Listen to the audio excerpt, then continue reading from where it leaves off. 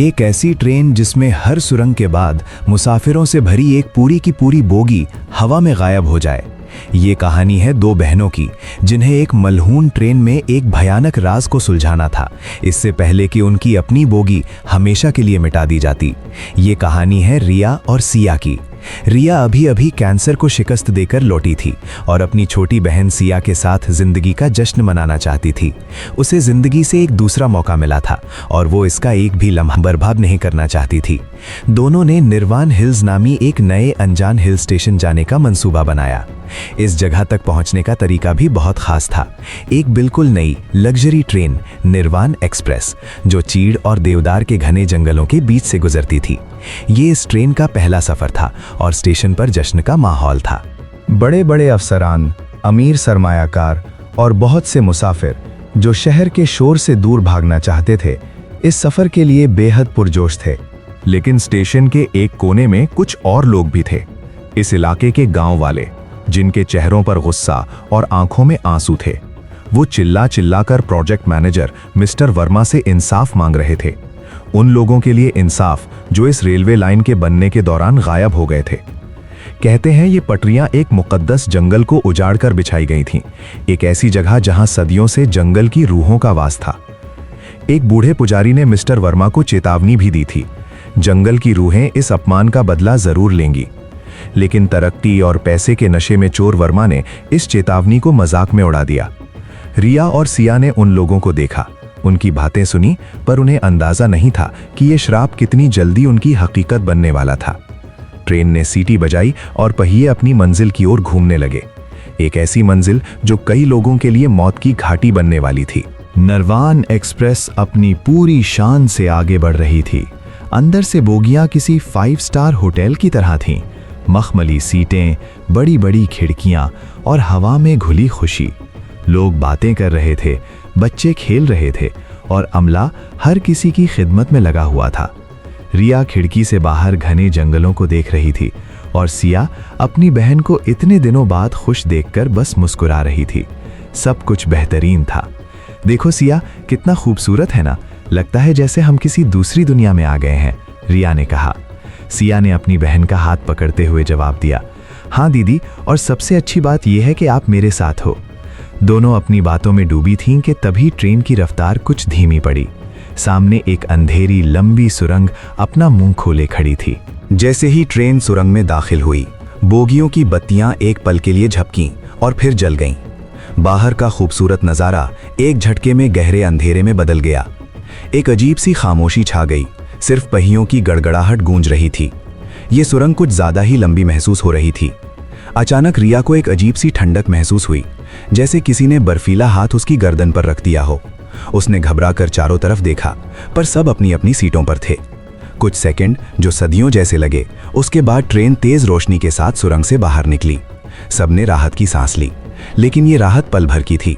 Train की सबसे पिछली बोगी नंबर 5 की तरफ से किसी के चीखने की आवाज आई। रिया और सिया एक दूसरे को देखते हुए खड़ी हो गईं। कुछ मुसाफिर उस तरफ भागे। जब वो बोगी नंबर 4 के आखिरी दरवाजे पर पहुंचे तो उनके पैर वहीं जम गए।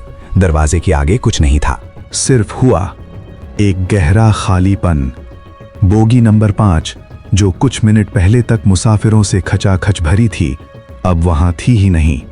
वो बस गायब हो गई थी। पहले तो किसी को यकीन ही नहीं हुआ, ये कैसे मुमकिन है? चलती ट्रेन से एक पूरी बोगी कैसे अलग हो सकती है? कोई तकनीकी खराबी? ट्रेन कंडक्टर शर्मा जी, जो एक तजुर्बाकार इंसान थे, उनका चेहरा भी सफेद पड़ गया था। उन्होंने कंट्रोल रूम से राब्ता करने की कोशिश की, लेकिन कोई सिग्नल नहीं था। मुसाफिरों में भगदड़ मच गई, लोग चीखने चिल्लाने लगे। हर किसी की जुबान पर एक ही सवाल था, बोगी नंबर 5 के लोग कहाँ गए? अमले ने लोगों को समझाने की बहुत कोशिश की कि शायद कोई तकनीकी खराबी है और बोगी पीछे छूट गई है, लेकिन उनके चेहरे का डर उनकी झूठी तसल्ली की पोल खोल रहा था। किसी को समझ नहीं आ रहा था कि हुआ क्या है, पर रिया के दिमाग में स्टेशन पर खड़े उन गांव वालों की बातें गूंज रही थी। वो समझ गई थी, ये कोई तकनीकी खराबी नहीं, बल्कि किसी भयानक चीज की बस शुरुआत है। पहली बोगी के गायब होने के वाकये ने ट्रेन में खौफ भर दिया था। लोग डरे हुए थे, एक दूसरे से सरगोशियां कर रहे थे। कोई उसे रेलवे की लापरवाही बता रहा था तो कोई किसी दहशतगर्द हमले की साजिश। लेकिन कोई भी इस भयानक सच के बारे में सोच नहीं पा रहा था जो उनका इंतजार कर रहा था। इस दहशत के बीच रिया और सिया ने फैसला किया कि वो चुपचाप बैठकर अपनी बारी का इंतजार नहीं करेंगी। उन्होंने बोगियों में घूमकर लोगों से बात करनी शुरू की। तभी उनकी मुलाकात राधा नाम की एक ट्रेन अटेंडेंट से हुई। राधा के चेहरे पर एक अजीब सी उदासी और डर था। पूछने पर उसने बताया कि उसका शौहर भी इसी रेलवे लाइन की तामीर के दौरान गायब हो गया था और उसे शक है कि इन वाकयात का आपस में कोई गहरा ताल्लुक है। उनकी मुलाकात मिस्टर वर्मा से भी हुई। वो लोगों को झूठा दिलासा दे रहा था, लेकिन उसकी आंखों में घबराहट साफ थी। जब रिया ने उससे स्टेशन पर एहतजाज कर रहे लोगों के बारे में पूछा तो वर्मा भड़क गया। वो सब जाहिल लोग हैं, तरक्की के दुश्मन, उनकी बातों पर ध्यान मत दो। उसका बर्ताव बहुत अजीब था, जैसे वो कुछ छुपा रहा हो। तभी सिया की नज़र बोगी में लगे एक सीसीटीवी कैमरे पर पड़ी। उसने शर्मा जी से फुटेज दिखाने को कहा, लेकिन जब मॉनिटर चेक किया गया तो पता चला कि सुरंग के अंदर के वक्त की कोई रिकॉर्डिंग थी ही नहीं। जैसे ही ट्रेन सुरंग में दाखिल हुई, कैमरे बंद हो गए थे। ये बात और भी ज़्यादा डरावनी थी। ट्रेन आगे बढ़ती जा रही थी। हर कोई बस यही दुआ कर रहा था कि अब कोई और सुरंग ना आए, पर किस्मत को कुछ और ही मंजूर था। दूर से एक और सुरंग का अंधेरा मुंह दिखाई देने लगा। जैसे ही ट्रेन उसके करीब पहुंची, लोगों की चीखें निकल गईं। रिया ने किस कर सिया का हाथ पकड़ लिया। ट्रेन एक बार फिर इस लामतना ही अंधेरे में समा गई। इस बार खामोशी और भी ज्यादा भयानक थी। पहियों की आवाज के साथ रिया को ऐसा लगा जैसे कोई सरगोशी कर रहा है, कोई ऐसी जबान में जो इंसानों की नहीं थी। उसे लगा जैसे बोगी के बाहर खिड़कियों से हजारों आंखें उसे घूर रही हैं। फिर अचानक एक जोरदार झटका लगा और ट्रेन सुरंग से बाहर आ गई। लोगों ने डरते डरते अपनी आंखें खोलीं। सब ठीक लग रहा था, लेकिन तभी किसी ने चिल्लाकर कहा, बोगी नंबर 4। सब उस तरफ भागे। जहां कुछ देर पहले तक बोगी नंबर 4 जुड़ी हुई थी, वहां अब फिर से वही खालीपन था। एक और बोगी दर्जनों लोगों के साथ हवा में तहलील हो चुकी थी। अब लोगों का सब्र जवाब दे गया। ये कोई इत्तेफाक नहीं था, ये कोई तकनीकी खराबी नहीं थी, ये एक बद्दुआ थी। ट्रेन पर किसी बुरी ताकत का साया था और वो एक एक करके सबको अपना शिकार बना रही थी। अब हर कोई जान चुका था, अगली सुरंग और फिर अगली बोगी। अगर आप इस कहानी में अभी तक हमारे साथ हैं तो एक लम्हे के लिए सोचिए, अगर आप इस ट्रेन में होते तो क्या करते? क्या आप भी रिया और सिया की तरह इस राज को सुलझाने की कोशिश करते या डर कर अपनी किस्मत का इंतजार करते? नीचे कमेंट्स में हमें जरूर बताएं। और अगर आपको ऐसी प्रासरार और डरावनी कहानियां पसंद हैं तो हमारे चैनल को सब्सक्राइब करना ना भूलें, क्योंकि ये सफर अभी खत्म नहीं हुआ है। 2 बोगियों के गायब होने के बाद निर्वाण एक्सप्रेस अब मौत का चलता फिरता ताबूत बन चुकी थी। डर अब लोगों के दिलों में नहीं, उनकी रगों में दौड़ रहा था। बची हुई 3 बोगियों के मुसाफिर एक दूसरे को शक की नजर से देखने लगे। वीआईपी बोगी के अमीर मुसाफिर इकोनॉमी क्लास के लोगों पर इल्जाम लगाने लगे, उन्हें ही इस सब का जिम्मेदार ठहराने लगे। मिस्टर वर्मा ने अफवाह फैला दी कि इकोनॉमी क्लास के लोगों ने ही बाकी बोगियों को गायब किया है ताकि वो वीआईपी मुसाफिरों को लूट सकें। माहौल इतना बिगड़ गया कि हाथापाई शुरू हो गई। इसी भगदड़ में एक अमीर आदमी ने शराब की बोतल तोड़कर इकोनॉमी क्लास के मुसाफिरों पर हमला कर दिया। खुद को बचाने की कोशिश में रिया के हाथ से वो टूटी बोतल गलती से उस आदमी को लग गई और उसकी मौके पर ही मौत हो गई। अब रिया एक कातिल बन चुकी थी। बाकी मुसाफिर उसे और सिया को नफरत से देखने लगे। इसी आफरा तफरी के बीच रिया, सिया, राधा और कंडक्टर शर्मा जी समझ गए कि उन्हें खुद ही कुछ करना होगा। राधा ने आखिरकार अपना राज खोला। उसने बताया कि कैसे मिस्टर वर्मा ने पैसों के लालच में इस मुकद्दस जंगल को कटवाया था। तामीर के दौरान कई मजदूर सुरंगों में अजीब तरह से मारे गए थे, उनकी लाशें तक नहीं मिली।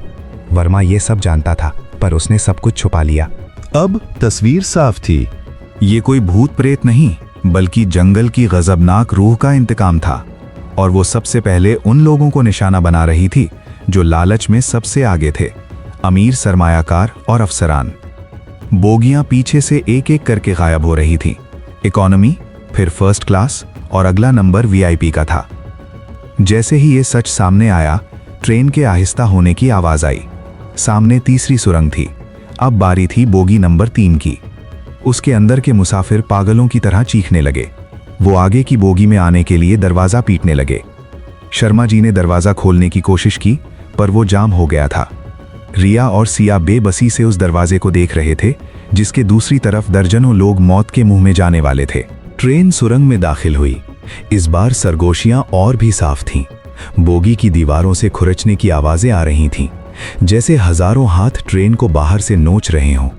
अचानक बत्तियां बुझ गईं, एक भयानक चीख गूंजी और फिर खामोशी। जब ट्रेन सुरंग से बाहर निकली तो बोगी नंबर 3 भी गायब हो चुकी थी। अब सिर्फ 2 बोगियां बची थीं, बोगी नंबर 2 और इंजन, और अगली सुरंग कुछ ही किलोमीटर दूर थी। मिस्टर वर्मा अपनी जान बचाने के लिए पागल हो गया। उसने शर्मा जी से चाबियां छीनी और ड्राइवर की कैबिन की तरफ भागा। उसने कैबिन को अंदर से बंद कर लिया और ड्राइवर को ट्रेन की रफ्तार बढ़ाने का हुक्म दिया। वो किसी भी कीमत पर बचना चाहता था, भले ही बाकी सब मारे जाएं। अब बचे हुए मुसाफिरों के पास सिर्फ एक ही रास्ता था, किसी भी तरह कैबिन में घुसना और ट्रेन को रोकना। अब ये दौड़ सिर्फ वक्त के खिलाफ नहीं बल्कि मौत के खिलाफ थी। बोगी नंबर 2 में बचे खुचे मुसाफिर जानते थे कि अगली सुरंग उनकी आखिरी मंजिल हो सकती है। शर्मा जी ने चिल्लाकर कहा, हमें किसी भी तरह वर्मा को रोकना होगा, वो हम सबको मरवा देगा। कुछ हिम्मत वाले मुसाफिर उनके साथ मिलकर कैबिन का दरवाजा तोड़ने लगे। खिड़कियों के बाहर जंगल और भी घना और डरावना होता जा रहा था। दरख्तों की शाखें ऐसे लग रही थीं जैसे वो ट्रेन को पकड़ने के लिए आगे बढ़ रही हों। सिया ने अपनी बहन की आंखों में देखा, डर था लेकिन हिम्मत भी। उसने कहा, दीदी हम बचेंगे, हमें बचना ही होगा। काफी मुशक्कत के बाद उन्होंने कैबिन का शीशा तोड़ दिया और दरवाजा खोल लिया। अंदर मिस्टर वर्मा पागलों की तरह हंस रहा था। उसकी आंखें लाल थीं, जैसे उस पर किसी शैतान का साया हो। शर्मा जी और बाकी लोगों ने उसे पकड़ने की कोशिश की। एक भयानक हाथापाई शुरू हो गई। ट्रेन पूरी रफ्तार से कांप रही थी और सामने चौथी और आखिरी सुरंग नजर आ रही थी। जैसे ही ट्रेन ने इस आखिरी सुरंग में प्रवेश किया, एक कान फाड़ देने वाली आवाज गूंजी। ऐसा लगा जैसे पूरी कायनात फट पड़ी हो। कैबिन के अंदर सब कुछ अंधेरे में डूब गया। रिया को महसूस हुआ जैसे वो हवा में उड़ रही है। उसका जिस्म हल्का हो गया था और फिर सब कुछ शांत हो गया। जब रिया की आंखें खुली तो उसने खुद को जंगल में दरख्तों के बीच पाया। पटरियां टूटी फूटी थीं और उन पर काई जमी हुई थी। ट्रेन का मलबा चारों तरफ फैला था, जो अब लोहे के ढेर की जगह लकड़ी और बेलों में बदल रहा था। उसे कहीं कोई इंसान नजर नहीं आया, ना सिया, ना राधा, ना शर्मा जी। उसने घबराकर आवाज दी, सिया। कोई जवाब नहीं आया। वो लड़खड़ाती हुई उठी और अपनी बहन को ढूंढने लगी। तभी उसकी नजर सामने एक दरख्त पर पड़ी। उस दरख्त का तना अजीब तरह से मुड़ा हुआ था। जब उसने ध्यान से देखा तो उसके पैरों तले जमीन खिसक गई। इस तने में एक चेहरा उभर रहा था, एक जाना पहचाना चेहरा। वो सिया थी। उसकी आंखें खुली थीं, पर उनमें कोई जान नहीं थी। वो धीरे धीरे एक दरख्त में बदल रही थी।